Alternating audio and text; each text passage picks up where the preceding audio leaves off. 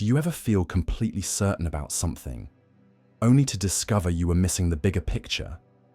Like when you were a kid and thought the moon followed you home, only to realize later it was just an illusion.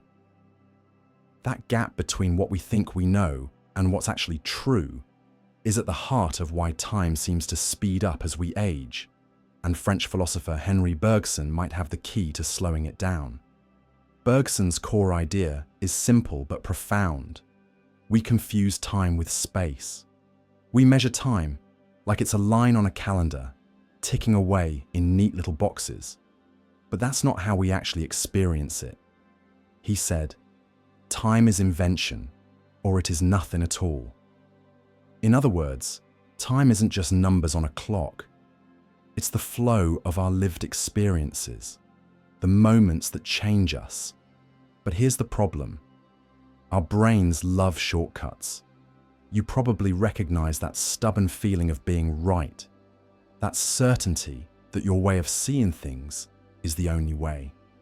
Many of us cling to familiar ideas because they make the world feel predictable, safe. But Bergson argues that this habit of simplifying time into measurable units is why life starts to blur together as we get older. Think about it. Remember when you were a child and summer vacations felt endless? Every day was packed with new discoveries. Your first bike ride, the taste of ice cream melting on your tongue, the way the stars seemed to twinkle just for you. Back then, your mind wasn't filtering the world through routines and categories. You were fully immersed in the raw, messy, vibrant flow of experience. But as we grow up, we start labeling things, filing them away under "been there, done that." We stop noticing the details because our brains are on autopilot, and that's when time starts slipping through our fingers. Bergson believed this happens because we're trapped in what he called intellectual habits. We think we're understanding time when we count minutes, but we're really just freezing it into something static, like a snapshot instead of a movie. It's like trying to understand a song by only reading the sheet music. You miss the melody, the emotion, the life of it. And the more we rely on these mental shortcuts, the faster time seems to go.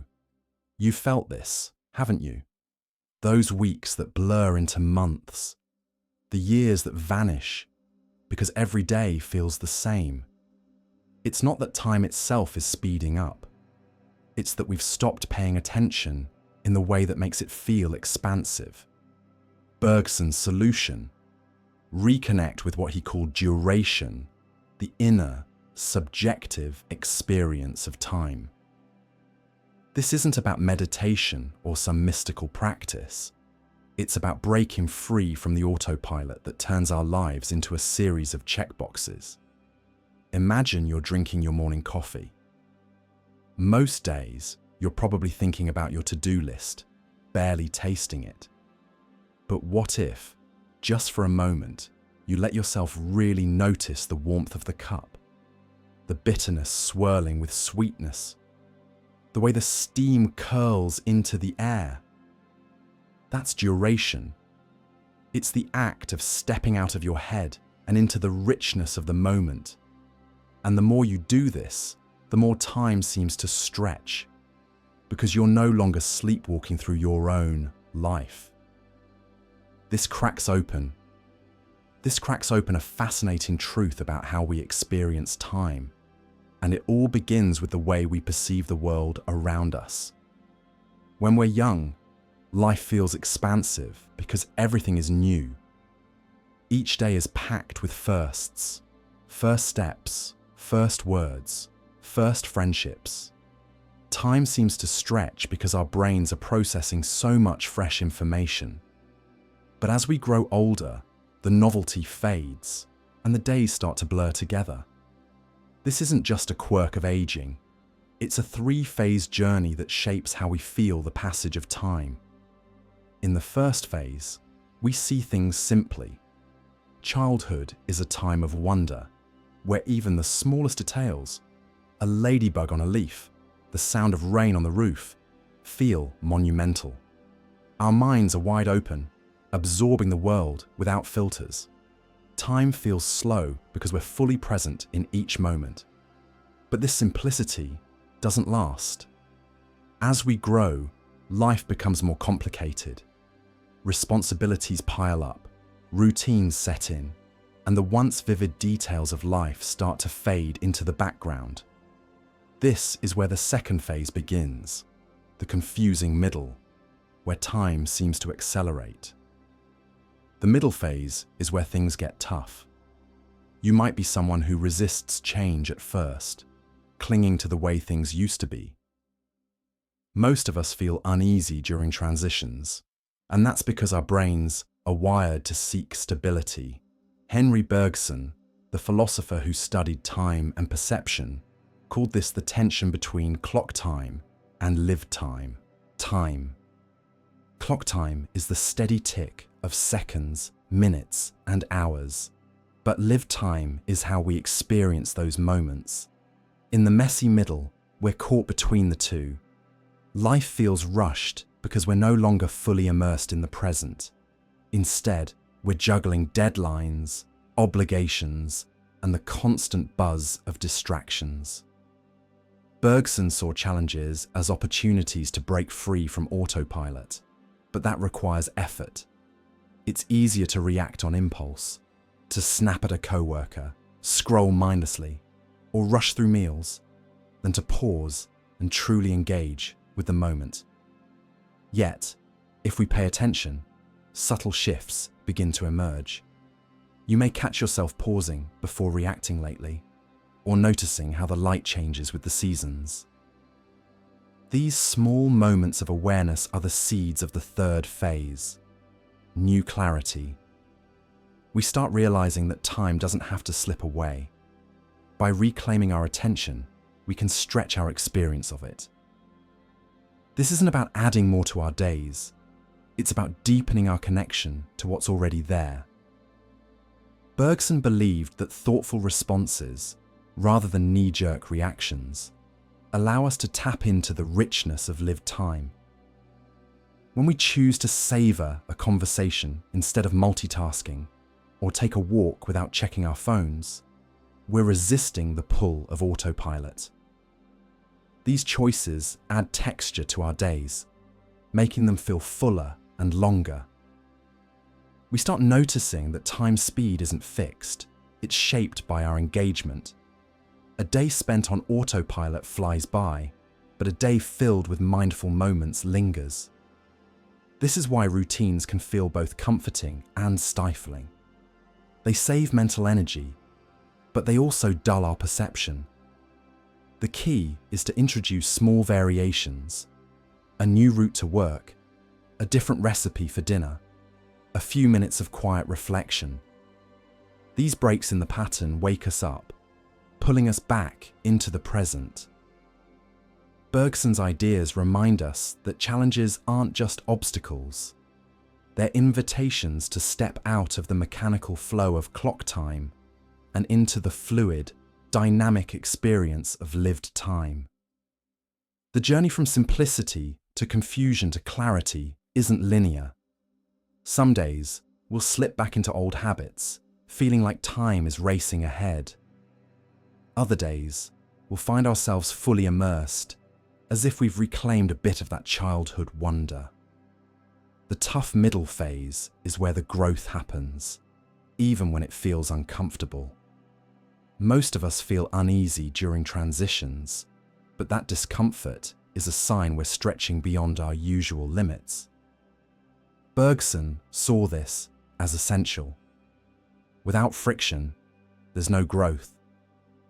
The moments that force us to slow down, to think differently, are the ones that ultimately reshape our relationship with time.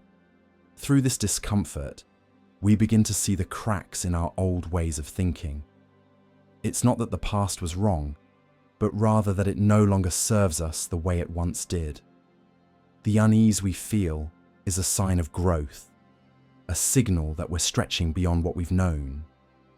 And while that stretching can ache, it's also the only way to reach something new. At first, the unfamiliarity of this space can make us want to retreat. We might catch ourselves longing for the comfort of old habits, even if they no longer fit. But there's a quiet courage in staying put, in allowing ourselves to sit with the uncertainty. Slowly, we start to notice small shifts, the way we react to challenges, the way we see ourselves, even the way we breathe. These subtle changes are the first signs that something deeper is moving within us. You'll likely find daily decisions coming easier, not because life has gotten simpler, but because you've begun to trust yourself more. The noise of second guessing starts to fade, replaced by a quieter, steadier voice. It's not that you have all the answers, but you're no longer afraid of the questions. Many notice old frustrations don't bother them as much, not because those frustrations have disappeared, but because they've lost their power to define the day. This isn't about becoming someone entirely new. It's about uncovering who you've always been, beneath the layers of expectation and habit. The journey isn't linear, and there will be moments when the old discomfort resurfaces. But now, you recognize it for what it is. A reminder that you're still growing, still learning, still becoming.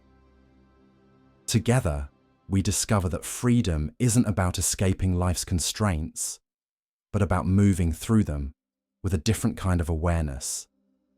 It's the difference between being trapped in a room and realizing you've had the key all along. Henri Bergson once described this liberation as like finally taking off shoes that never quite fit. The relief isn't just in the removal, but in the recognition that you were never meant to wear them in the first place. And so we arrive here, not at an ending, but at a beginning. The path ahead is still unknown, but it's no longer frightening. It's alive with possibility, with the quiet promise that every step forward is a step closer to ourselves. The journey continues, but now we walk it with lighter feet, warmer hearts, and the unshakable knowing that we're exactly where we need to be. This is the beauty of growth. It doesn't ask us to be perfect, only to be present. It doesn't demand that we have everything figured out, only that we keep showing up. And in that showing up, we find the truest kind of freedom, the freedom to be, to change, to unfold at our own pace. So take a deep breath. Look around. Notice how far you've come, even if the distance feels small. The road ahead is yours to walk, and you're more ready than you know. Together, we've seen how discomfort can be a guide, how old frustrations can lose their grip, and how freedom feels when we finally let it in. This is your life, unfolding in real time, and it's brighter than you might yet see. Keep going. The best is still ahead.